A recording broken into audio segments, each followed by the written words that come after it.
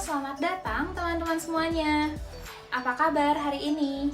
Semoga sedang dalam keadaan yang sehat dan antusias untuk mengikuti kegiatan training pada hari ini ya. Nah, pada kesempatan kali ini akan dibahas chapter 19 yaitu mengenai New Business Realities for Trainers. Tapi sebelumnya, apakah teman-teman pernah mendengar bahwa terdapat pepatah tak kenal maka tak sayang? Oleh karena itu, yuk kita berkenalan terlebih dahulu dengan pemateri hari ini. Perkenalkan, nama saya Naomi Oktaviana dengan NRP 1930060 selaku pemateri kedua pada hari ini. Nah, teman-teman sekalian dapat memanggil saya dengan Naomi. Kira-kira penasaran gak nih sama pemateri pertama kita pada hari ini? Kalau begitu, untuk Febriani dipersilahkan. Baik, terima kasih Naomi. Mencari timbah si anak darah, di bawah sarang burung tempuah. Salam sembah pembuka, selamat datang untuk semua.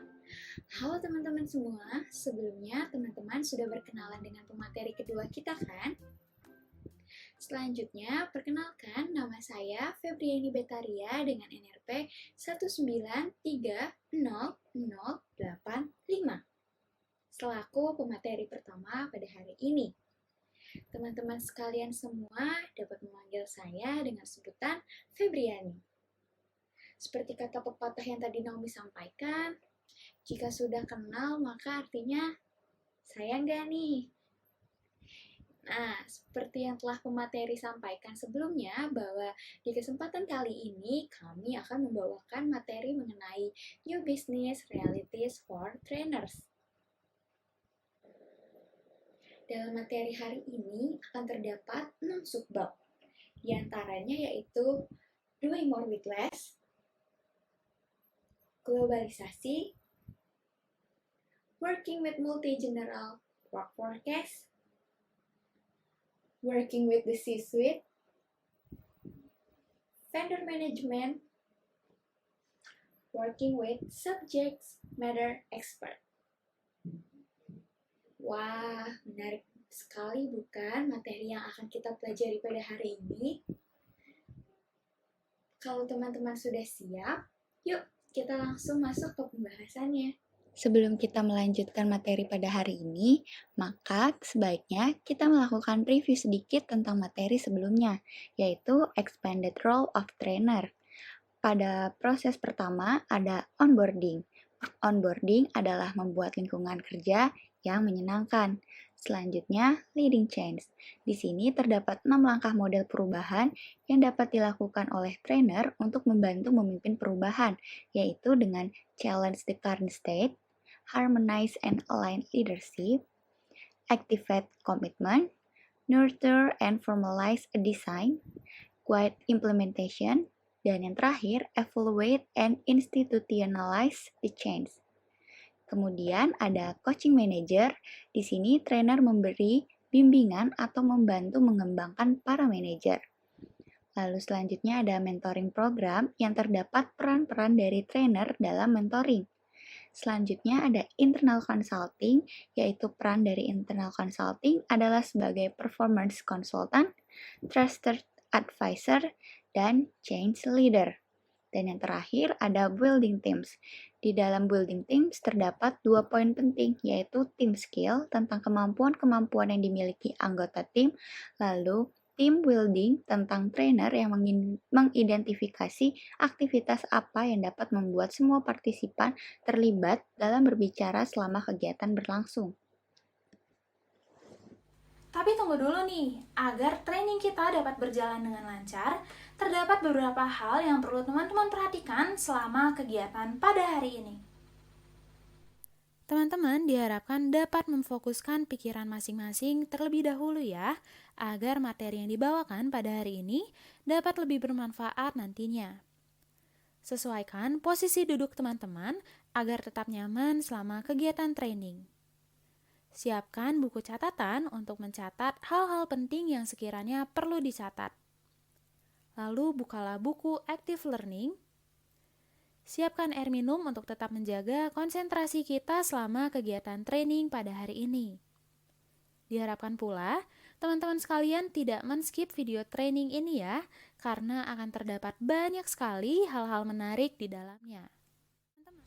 Di setiap akhir pembahasan materi per subbab, nantinya akan terdapat review materi yang akan dikemas dengan 1 buah pertanyaan. Dan nantinya perlu teman-teman jawab dalam Google Form yang telah disediakan. Setiap pertanyaan memiliki poinnya masing-masing, yaitu 10 poin. Teman-teman diminta untuk dapat menjawab pertanyaan sebanyak mungkin ya. Nah, teman-teman yang dapat menjawab pertanyaan dengan baik, nantinya akan mendapatkan reward loh. Maka dari itu, yuk kita simak materi New Business Realities for Trainers.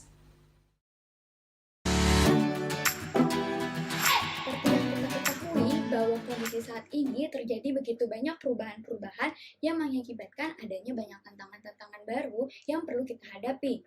Kenyataan ini menyebabkan banyak tantangan yang dihadapi organisasi, sehingga organisasi tersebut memerlukan banyak bantuan untuk menyelesaikan tantangan-tantangan yang mereka hadapi tersebut. Pada bab ini, pembahasan yang akan dibahas lebih berorientasi kepada bisnis. Kita juga tahu bagaimana cara untuk menghadapi realitas bisnis. Maka dari itu, pembahasan pada bab ini dirangkum dengan beberapa subbab. Di antaranya, doing more with less, globalization, working with multi-general work forecast, working with C-suite, vendor management, working with subject matter expert. Mari kita simak pembahasan pertama, yaitu doing more with less. Di dalam New Business Realities for Trainees ini, pembahasan pertama yang akan kita mulai adalah Doing More with Less. Di dalam Doing More with Less ini terdapat 3 subbab. Yang pertama ada Embrace New Roles atau memperkenalkan peran baru, lalu yang kedua ada Prioritize Training and Development Tasks, dan yang terakhir ada Use Technology Wisely. Kita akan membahas ketiga subbab ini secara mendalam pada hari ini. Pembahasan pertama yang akan kita mulai adalah Embrace New Roles atau memperkenalkan peran baru. Dalam bab sebelumnya, kita telah diperkenalkan dengan new roles dalam perusahaan. Jika dilakukan dengan baik, setiap peran atau roles tersebut merupakan investasi yang baik, karena pada akhirnya dapat menghemat waktu dan juga uang perusahaan. Tugas penting bagi seorang trainer adalah untuk memastikan bahwa pembelajaran aktif atau active learning terus menjadi fokus. Proses onboarding harus dapat memastikan bahwa peran baru dari karyawan dapat dimulai dengan awal yang baik, sehingga penerimaan informasi dan penggunaan suatu alat untuk membuat mereka produktif dapat dilakukan sejak awal.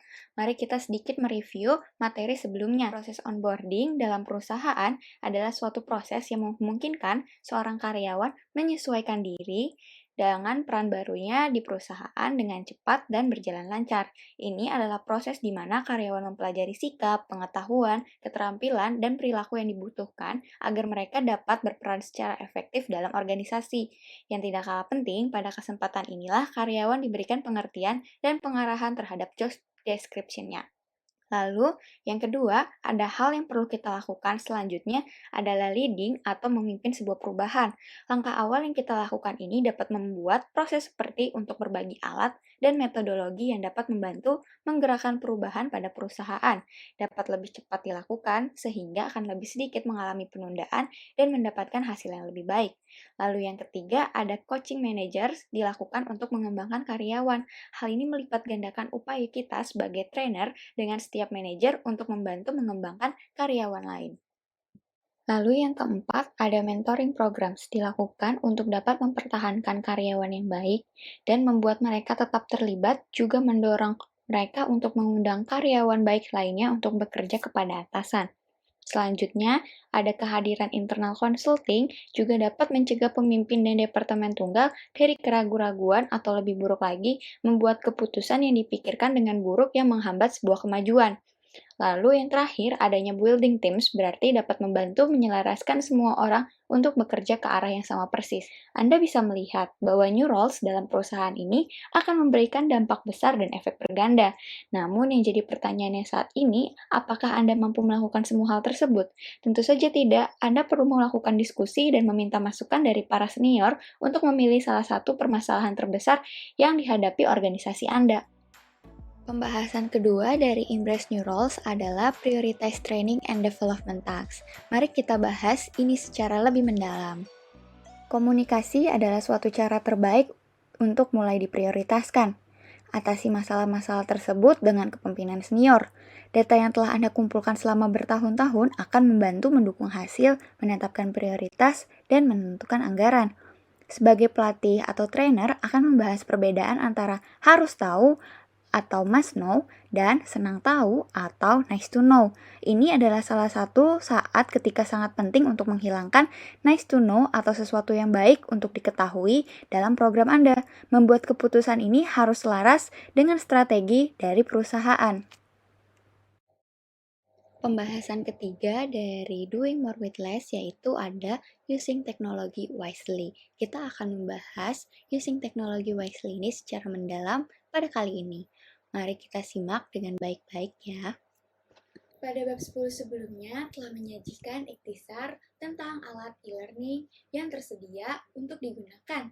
Jika anggaran perjalanan berkurang atau waktu jauh dari organisasi tidak sebebas dulu, pikirkan semua alat yang dimiliki yang tidak tersedia hanya beberapa tahun yang lalu. Anggap ini sebagai tantangan positif, identifikasi semua cara untuk melatih dan mengembangkan orang-orang di organisasi. Ini adalah waktu yang tepat untuk meninjau program pelatihan yang paling sering ditawarkan untuk menentukan bagaimana Anda dapat menggunakan blended learning sebagai keuntungan terbaiknya. Ini akan membutuhkan beberapa desain ulang, tetapi juga merupakan peluang pengembangan yang besar bagi seseorang di sebuah perusahaan. Mari kita lihat contoh kasus berikut ini.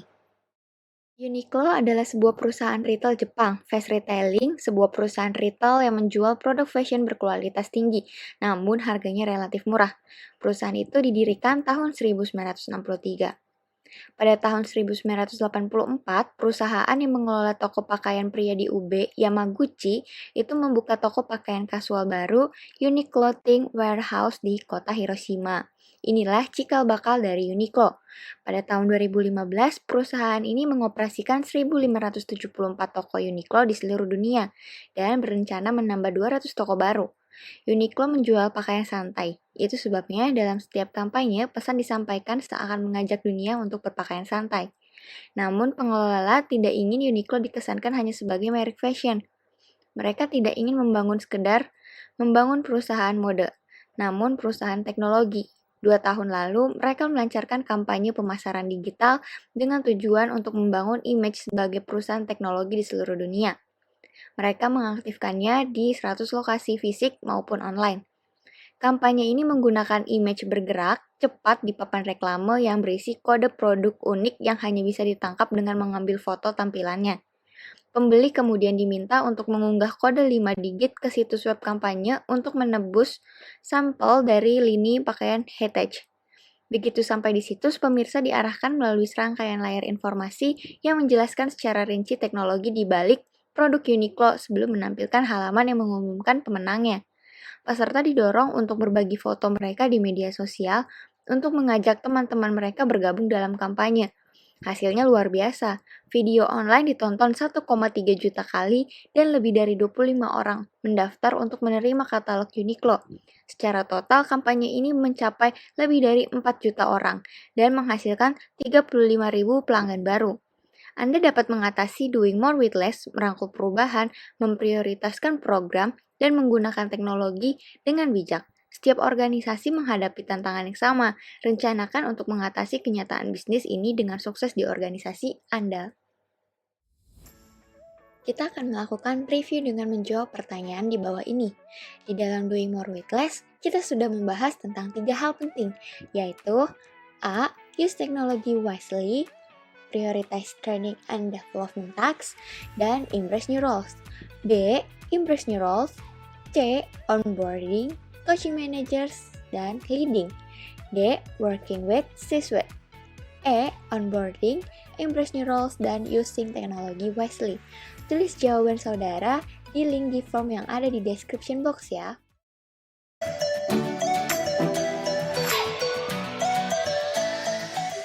Selanjutnya yang dihadapi oleh organisasi adalah globalisasi. Globalisasi menawarkan peluang pertumbuhan yang menarik bagi perusahaan. Itu juga memperkenalkan serangkaian tantangan yang kompleks. Tantangannya sebagian besar terfokus pada kurangnya infrastruktur yang tepat, sehingga mempengaruhi semua bagian dari organisasi. Mengelola organisasi global bukanlah tantangan baru, tetapi percepatan pergeseran aktivitas ekonomi dari Eropa dan Amerika Utara ke Asia, Afrika, dan juga Amerika Latin. Ini menciptakan sebuah tantangan baru. Organisasi global berjuang untuk beradaptasi dengan ketegangan dalam mengelola strategi, orang, biaya, dan resiko dalam skala global. Pada akhirnya, banyak organisasi yang masih bersedia bekerja melalui perjuangan ini, karena akan mendapatkan banyak manfaat strategis yang jelas, kemampuan untuk mengakses pasar pelanggan baru, mendapatkan mitra baru, dan juga mendapatkan pemasok baru. Perbedaan budaya menjadi sebuah kesulitan untuk memanfaatkan bakat di seluruh dunia. Mengelola tenaga kerja yang dipisahkan oleh ribuan mil, zona waktu, internasional, dan juga budaya yang beragam dapat menjadi sebuah tantangan. Organisasi harus mampu menciptakan infrastruktur yang menjaga keberagaman tim internasional sekaligus memberdayakan karyawan lokal. Dari perspektif positif, teknologi dan memungkinkan untuk bentuk baru koordinasi internasional dalam perusahaan global dan cara-cara baru yang potensial bagi mereka untuk berkembang di pasar ini. Pelatih atau trainer yang memiliki pengalaman atau keahlian dalam pengembangan organisasi dapat menjadi pendukung di area ini. Meningkatnya persaingan untuk bakat lokal dapat mengakibatkan kekurangan keterampilan dalam fungsi-fungsi utama. Hal ini menciptakan peningkatan permintaan untuk proses perencanaan yang efektif, yang terkait dengan kemampuan manajemen sumber daya yang dinamis. Meskipun ada alat untuk mendukung kegiatan ini, triknya adalah meninjau intelijen dari perspektif global yang terkonsolidasi. Dari perspektif positif, teknologi telah memungkinkan bentuk-bentuk baru, koordinasi internasional dalam perusahaan global, dan cara-cara baru yang potensial bagi mereka untuk berkembang di pasar ini. Banyak perusahaan menemukan penyebaran dan pengembangan bakat di pasar negara berkembang menjadi tantangan besar. Beberapa organisasi telah menemukan cara untuk menyesuaikan proses perekrutan, retensi, pelatihan, dan juga pengembangan untuk lokasi yang berbeda. Review kedua pada materi globalization adalah sebutkan apa saja yang menjadi tantangan perusahaan atau organisasi untuk menghadapi globalisasi. Tulis jawabannya di link di form yang ada di description box.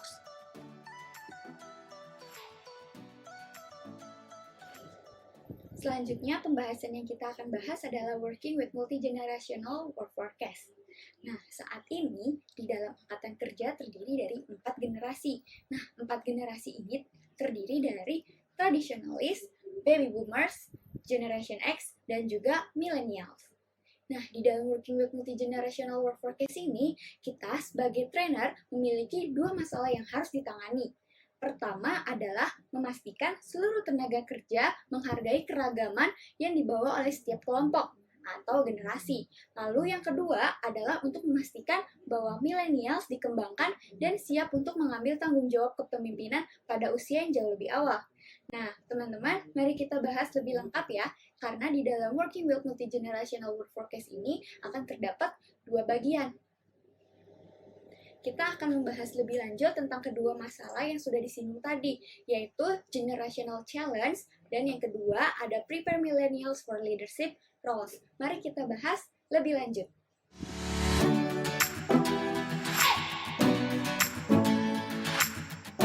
Seorang trainer memiliki kesempatan besar untuk menyatukan generasi melalui program trainingnya. Fokus pada persamaan daripada perbedaan antar generasi. Kelompok yang mendapatkan perhatian terbesar tampaknya adalah milenial, karyawan yang lahir antara tahun 1981 dan 2000. Keluhan dari milenial tentang tenaga kerja lainnya mengenai bahwa mereka tidak terbuka untuk ide-ide baru, bekerja dalam silo, tidak dapat diakses, lambat untuk mengadaptasi teknologi baru, bersikeras pada jadwal yang kaku, dan menggunakan permainan politik untuk mendapatkan sebuah keuntungan. Keluhan tentang generasi milenial dari tenaga kerja lainnya termasuk bahwa mereka tidak mengikuti aturan seperti aturan berpakaian, tidak diplomatis, terlalu banyak mengeluh, tidak menunjukkan rasa hormat, mengharapkan promosi, dan insentif tanpa mendapatkan penghasilan, dan tidak mematikan ponsel mereka untuk off selama diskusi. Tentu saja ada beberapa kebenaran dari kedua sisi ini. Membantu setiap orang untuk menghargai keragaman yang dibawa oleh generasi lain adalah langkah pertama. Bantu setiap orang mengidentifikasi kebersamaan. Misalnya, setiap orang ingin melakukan pekerjaan yang membuat perbedaan, menginginkan umpan balik yang konsisten, dan ingin mengetahui apa yang diharapkan dari mereka. Situasinya tidak seburuk yang terlihat beberapa orang, tetapi akan dapat mengatasi tantangan ini dengan memikirkan perbedaannya saat merancang dan memberikan training. Pikirkan tentang individu-individu yang dilatih, termasuk dalam masing-masing dari 4 kategori generasi tadi. Bagaimana mereka menunjukkan sikap perilaku dan harapan generasi mereka. Pengalaman apa yang mereka miliki yang membawa mereka ke tempat mereka sekarang.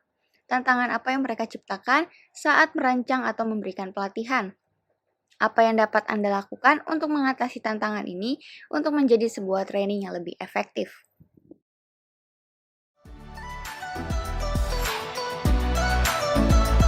Generasi X, generasi yang terjepit di antara boomers dan milenial, berukuran setengah dari generasi boomer.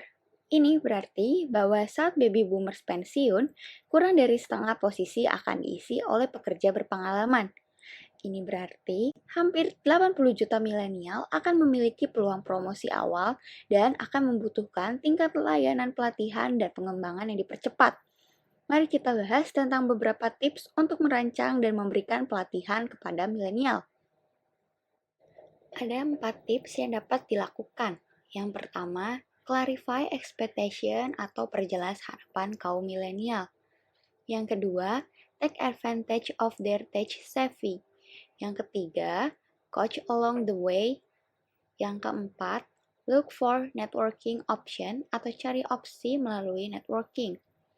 Dari keempat hal ini atau 4 tips ini, kita akan membahasnya secara lebih dalam satu persatu. Clarify expectation atau perjelas harapan kaum milenial. Milenial ingin tahu apa yang diharapkan dari mereka, bagaimana mereka akan dievaluasi, dan bagaimana pengetahuan serta keterampilan yang mereka peroleh terkait dengan evaluasi kinerja mereka di tempat kerja. Tips kedua ada take advantage of their tech savvy atau memanfaatkan kecerdasan teknologi mereka. Kemampuan penggunaan teknologi dari generasi milenial luar biasa. Mereka tidak pernah mengenal lingkungan pendidikan yang tidak tunduk pada teknologi yang berubah-ubah. Mereka melihat pembelajaran dan juga teknologi berjalan beriringan. Di kelas pelatihan misalnya, gunakan aplikasi-aplikasi seperti Twitter, WhatsApp, dan lain-lain untuk membagikan hasil diskusi kelompok kecil. Secara online, berikan tautan ke sumber daya tambahan yang dapat diakses oleh para peserta saat mengikuti training jika mereka ingin mempelajari lebih lanjut. Terapkan gamifikasi jika memungkinkan. Kemudian, rancang konten agar pelajar atau peserta dapat mengaksesnya di laptop, iPad, atau perangkat lainnya. Tips ketiga yang dapat digunakan adalah coach along the way.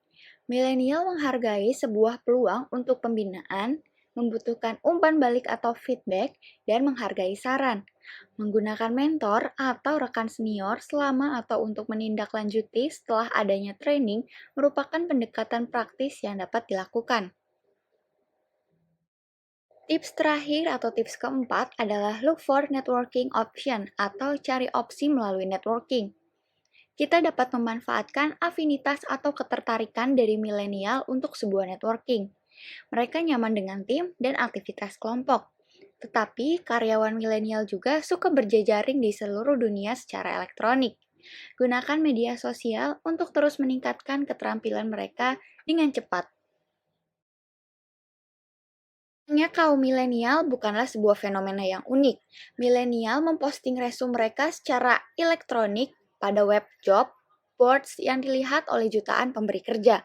Mereka bisa menjadi karyawan yang setia, tetapi mereka tetap membuka pilihan mereka. Keadaan berbeda di dunia dan apa yang berhasil di masa lalu mungkin tidak berhasil hari ini. Sekitar setengah dari generasi milenial saat ini bekerja. Ini berarti perlu memiliki waktu untuk bersiap, tetapi tidak banyak. Organisasi mengharapkan rencana tentang bagaimana Anda sebagai trainer akan mengatasi kenyataan bisnis yang menarik ini. Review selanjutnya adalah pertanyaan ketiga. Sebutkan 2 permasalahan yang dihadapi trainer dalam working with multi-generational work forecast ini. Tulis jawaban di link di form yang ada di description box ya.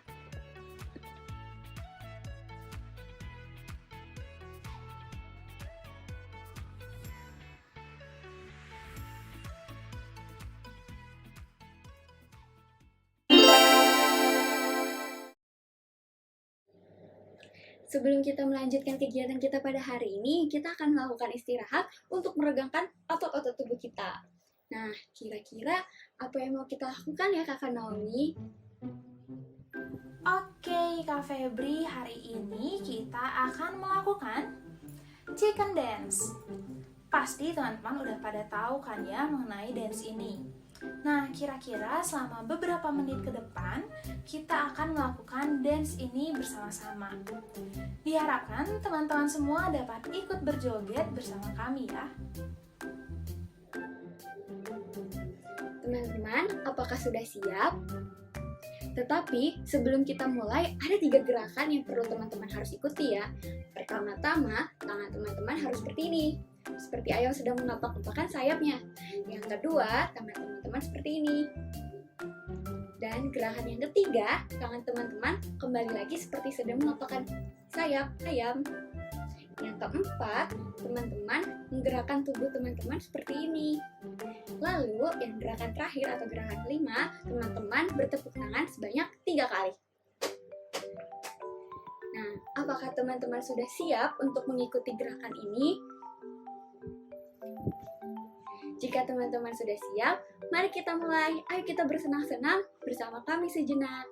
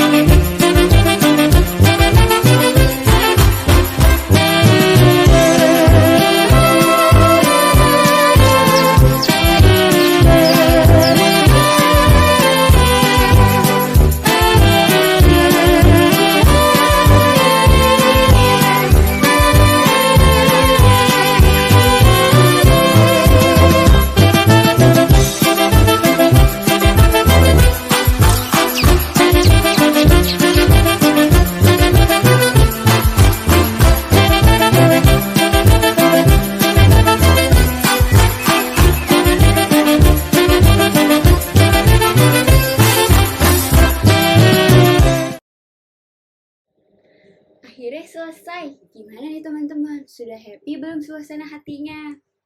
Jika sudah, teman-teman pasti juga akan mendengarkan materi selanjutnya dengan suasana hati yang senang. Kalau gitu, Naomi, sebagai pemateri selanjutnya, silakan mulai.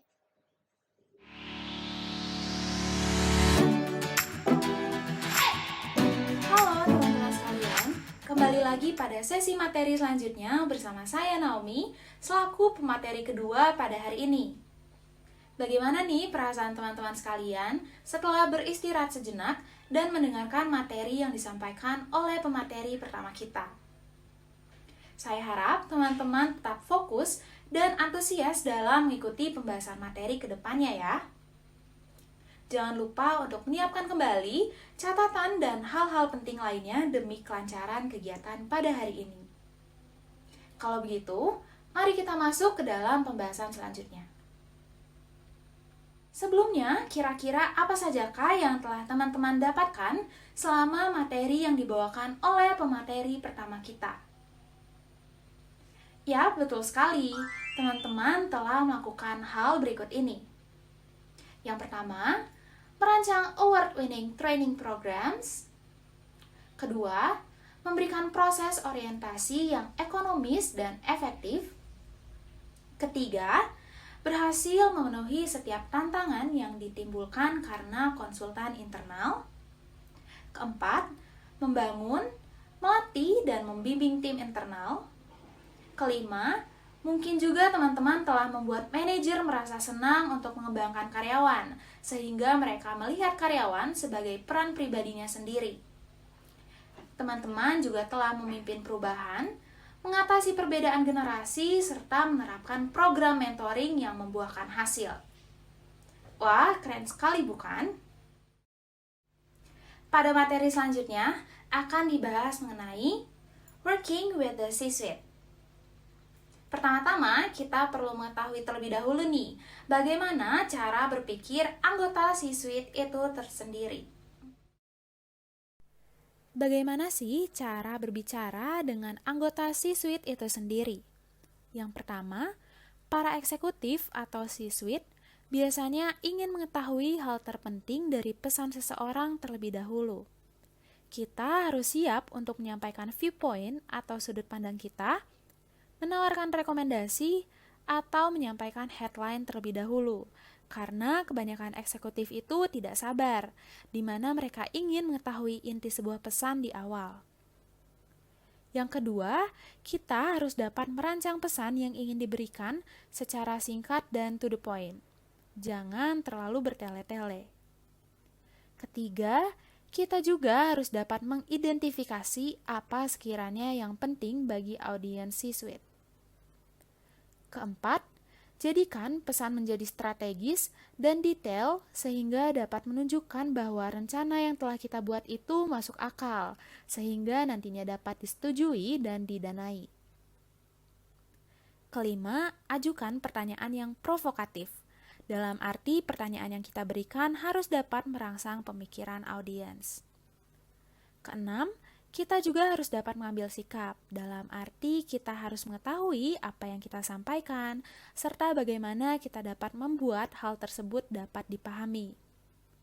Ketujuh, pastikan bahwa cerita atau fakta yang kita ceritakan merupakan kisah yang tidak terlupakan. Dapat menggunakan analogi atau kutipan, serta memanfaatkan pengalaman active learning kita untuk mengidentifikasi metode sukses yang digunakan untuk meyakinkan pembelajar.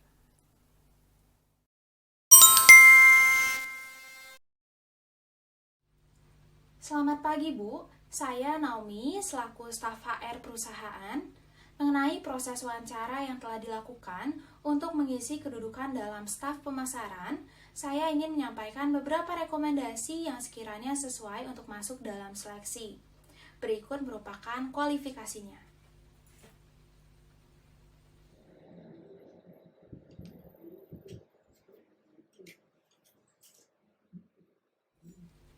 Menurut saya, A sudah sangat memenuhi kualifikasi perusahaan. A merupakan pribadi yang mau berkembang dan belajar dari pengalaman serta didukung oleh beberapa kualifikasi lainnya. Seperti kutipan Dale Carnegie, "The successful man will profit from his mistakes." Bagaimana menurut Ibu? Atau apakah sekiranya terdapat pertimbangan lainnya? Saya serahkan semuanya kepada Anda.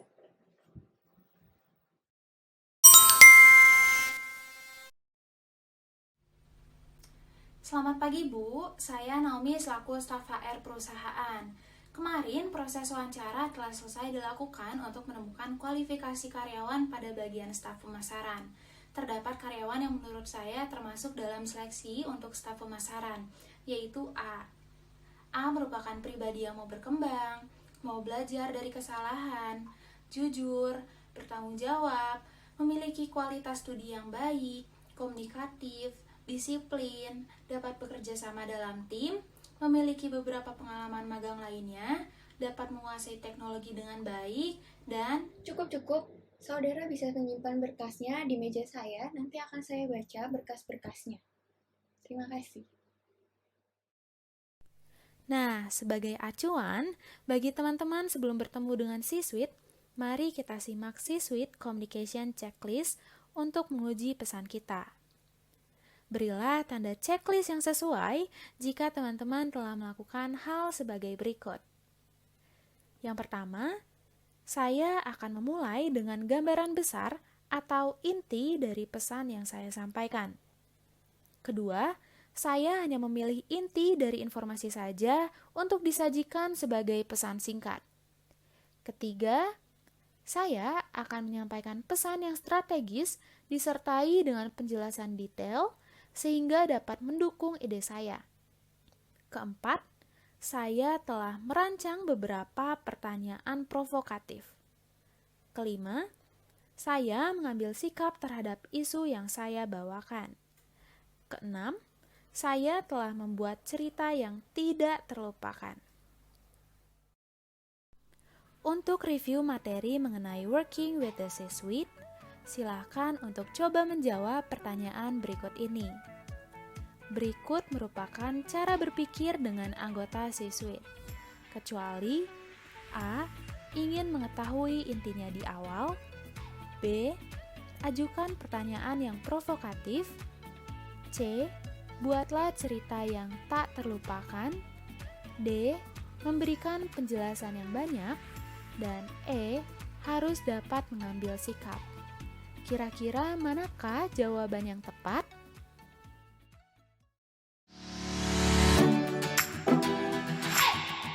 Pada materi selanjutnya akan dibahas mengenai vendor management. Apakah teman-teman tahu bahwa kebanyakan training departemen itu akan menggunakan vendor? Nah, maka dari itu, kita harus mengetahui terlebih dahulu nih, apa sih alasan kita untuk merekrut vendor?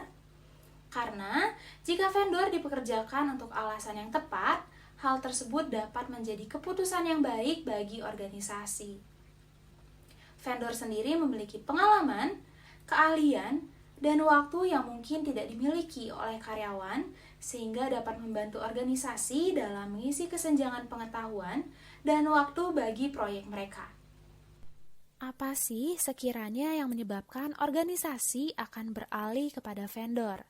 Atau apa sih keuntungan dari vendor itu sendiri? Yuk kita simak. Yang pertama, vendor dapat membawa pengalaman dan keahlian dari proyek dan organisasi lain yang sebelumnya mereka hadapi. Kedua, vendor memberikan fleksibilitas dan dapat didatangkan untuk proyek jangka pendek. Tidak seperti staf rekrutan yang membutuhkan gaji, tunjangan, dan paket pesangon yang berkelanjutan, melainkan vendor ini bertugas melayani tujuan mereka. Lalu setelah itu mereka dapat diminta untuk tidak melanjutkan pekerjaannya. Ketiga, vendor dapat menawarkan sudut pandang yang fresh dan objektif, di mana dengan ratusan proyek lainnya dan pengalaman berharga lainnya dalam menghadapi berbagai situasi serta kepribadian, vendor mampu memberikan ide-ide yang fresh dan tidak bias atau objektif. Keempat, vendor dapat menjadi lebih efisien dikarenakan 3 alasan, yaitu yang pertama, vendor dapat membawa pengalaman dengan masalah serupa dari proyek sebelumnya. Lalu vendor dapat hanya fokus pada proyek atau masalah yang ditugaskan saja. Vendor tidak perlu berurusan dengan permasalahan internal atau menghadiri sebuah meeting. Kelima, vendor dapat menjadi bukti atas usaha yang jujur. Artinya mereka dapat menunjukkan kepada pihak lain bahwa organisasi tersebut sedang berusaha untuk memperbaiki masalah yang ada. Setelah menetapkan tujuan dan kebutuhan, hal selanjutnya yang menjadi tugas penting adalah menemukan vendor yang sesuai dengan budaya organisasi kita. Temukanlah orang yang datang dengan referensi yang baik, dapat memahami masalah yang ada, dan yang kita yakini dapat bekerja sama serta membangun kepercayaan bersama. Berikut merupakan beberapa tips untuk membuat hubungan yang berhasil. Di antaranya, yang pertama, jaga agar jalur komunikasi tetap terbuka dan jujur dengan vendor. Hal tersebut dapat dilakukan dengan cara menjelaskan tujuan bisnis kita. Selain itu, mintalah laporan progres dan kesediaannya untuk mengikuti rapat. Kedua, jadilah klien teladan. Dalam arti, tunjukkanlah niat baik kita dengan memberikan referensi, menawarkan lebih banyak pekerjaan, dan membatasi tuntutan. Pastikan juga bahwa vendor dibayar tepat waktu. Ketiga, bangunlah kemitraan untuk jangka panjang. Dapat dilakukan dengan menunjukkan kepercayaan dan penerimaan kepada vendor, serta berilah mereka pengakuan. Misalnya, pergi makan siang atau minum kopi bersama. Hal lain yang dapat dilakukan adalah ajak vendor untuk membantu menyusun strategi secara bersama-sama. Keempat, tunjukkan rasa hormat. Dengan cara bersikaplah masuk akal. Misalnya, jika kita memberikan pekerjaan kepada vendor, maka berikan mereka waktu yang cukup serta hargailah usaha mereka. Dengan tips-tips tersebut, maka kita dapat membangun hubungan yang berhasil dengan vendor. Untuk review materi mengenai vendor management, silakan cobalah menjawab pertanyaan berikut ini. Sebutkan 3 alasan mengapa vendor dapat dikatakan menjadi lebih efisien. Kira-kira seperti apakah jawaban yang tepat?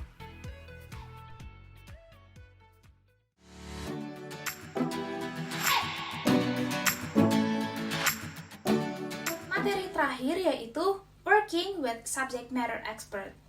Subject Matter Expert yang sering disebut dengan SME telah menjadi realitas dalam dunia bisnis yang kritis. SME memiliki fungsi untuk memberikan nasihat kepada perusahaan, dan nasihat-nasihat tersebut haruslah penuh pertimbangan dan juga bijak. Hal tersebut bertujuan untuk memastikan bahwa training yang dirancang dan diberikan itu akurat, terfokus, serta berpusat pada masa kini. SME sendiri dapat membantu dengan beberapa tugas, tetapi fokusnya merupakan technical expert, yang artinya mereka ini berfokus pada konten. SME dibutuhkan untuk memberikan pengetahuan konten dan untuk memastikan bahwa detail kontennya itu terkini dan akurat. SME akan membantu individu untuk mengidentifikasi apa sih yang harus disertakan dan apa yang tidak perlu disertakan. SME ini juga bisa memberikan masukan tentang apakah konten lebih sesuai untuk acara pembelajaran asinkron, physical classroom yang dipimpin oleh instruktur, atau kelas virtual. SME. Saat memilih SME, yang dicari utama tentunya adalah pengalaman. Namun, terdapat beberapa hal yang perlu dipertimbangkan terkait dengan pengalaman. Di antaranya, pengalaman SME haruslah relevan dengan konten yang didesain. Pengalaman SME harus mendalam. Dalam arti, SME dapat mengkomunikasikan setiap detail yang ada. Pengalaman SME haruslah timely. Dalam arti, SME harus terlibat erat dengan topik yang dibawakan saat itu. Pengalaman SME juga harus locally. Dalam arti di lokasi yang sama, negara yang sama, atau apapun standar kontennya. Dengan begitu dapat ditemukan SME yang sempurna.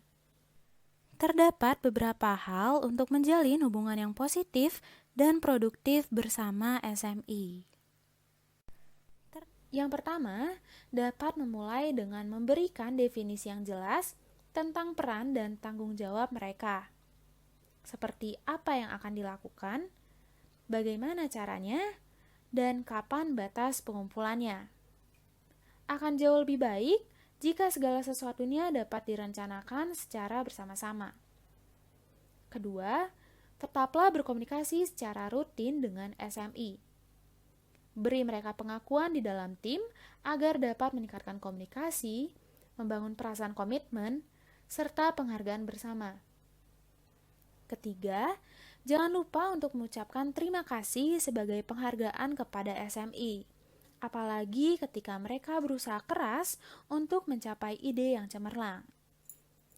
Nah, bagian terakhir yang dilakukan adalah perayaan di akhir proyek. Pada intinya, jika kita telah menemukan SMI yang tepat, lakukanlah segala sesuatu untuk membangun dan memelihara hubungan kerja positif dan juga produktif. Ada banyak alasan mengapa organisasi mungkin lebih banyak memanfaatkan SMI. Di antaranya, yang pertama, untuk mendapatkan kemampuan yang lebih besar dari luar lingkup organisasi tersebut.